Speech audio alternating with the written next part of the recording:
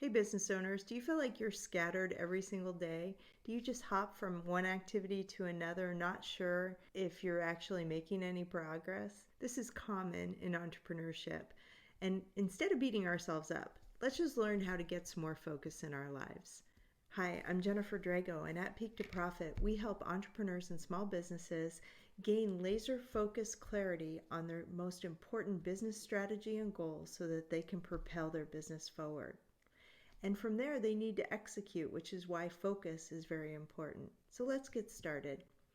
Keller and Jay Papasan wrote a book called The One Thing.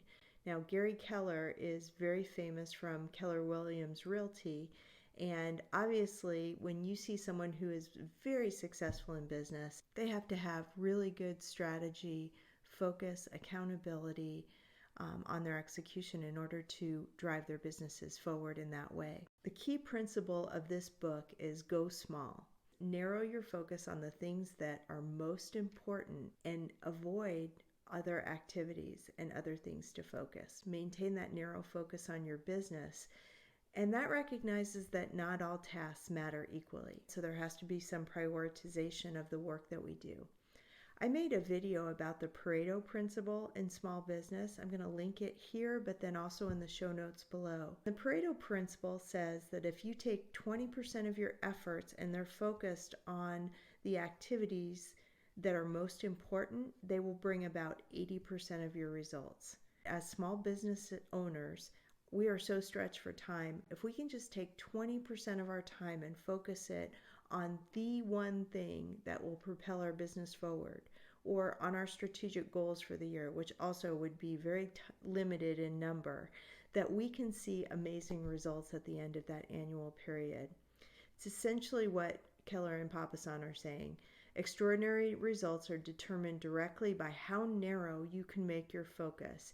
They want you to think even smaller than the Pareto principle. Perhaps they called it the extreme Pareto principle. One of the things that they said in the book is that we need to rethink our to-do lists. I don't know about you, but I am famous for making to-do lists with hundreds of tasks on them. This just means that there's a lot to do, but it doesn't necessarily prioritize those to-dos. So to-do lists are long, success lists are short. They want you to focus on making a success list.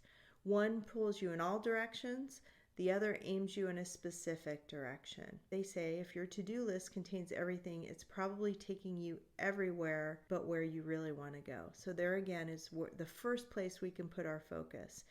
Keller says, and I quote, "When everything feels urgent and important, everything seems equal. We become active and busy. This doesn't move us any closer to success.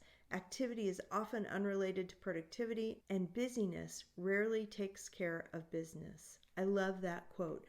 Busyness rarely takes care of business. Wow. Let's gain some more focus. Another thing that they are proponents of is habit formation and discipline. Keller and Papasan maintain that a habit is easy to start but hard to maintain. They're really challenging us to start with one goal, again, the one thing, but think of a goal or a habit that we can start every single day that will set us up for success in other areas. James Clear, another author that wrote Atomic Habits, actually refers to this as the keystone goal. The keystone in an arch, when there's an arch made of stones, the one in the center is called the keystone. It's the most important in holding that arch up. A keystone habit for me, for example, would be exercise. On days that I exercise, I have more clarity of thought, I have more energy, I'm calmer, I can handle stress better, I can focus better. So they say pick one habit and commit to it. It's hard to maintain, but if you just have one and you know that it's going to make impact in other areas of your life, it's a little bit easier to commit to on a regular basis.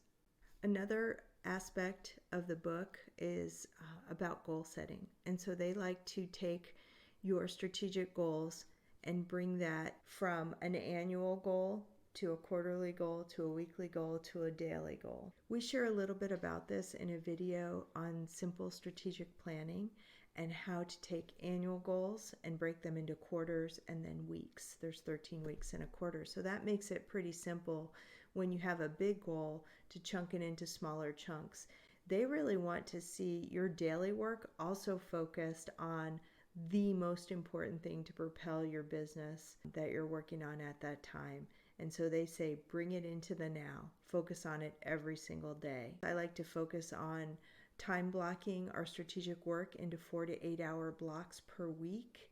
And I think it does the same thing, but you get the principle. It's take the big goals and make them small and focus on them every single day. Another thing that they like to talk about is time blocking. And they say time blocking is productivity's greatest power tool. And boy, do I agree.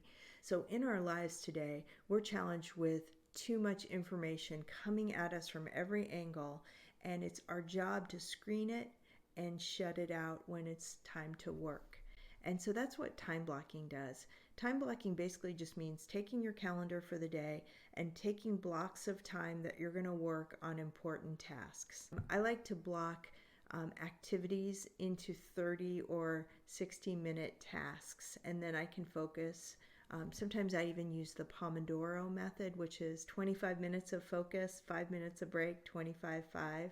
And so that's kind of fun too, because you can at least get up and get a fresh cup of coffee or tea, or even take a stroll around the block or stretch during the 5-minute breaks. And here's one of my most famous quotes in the book.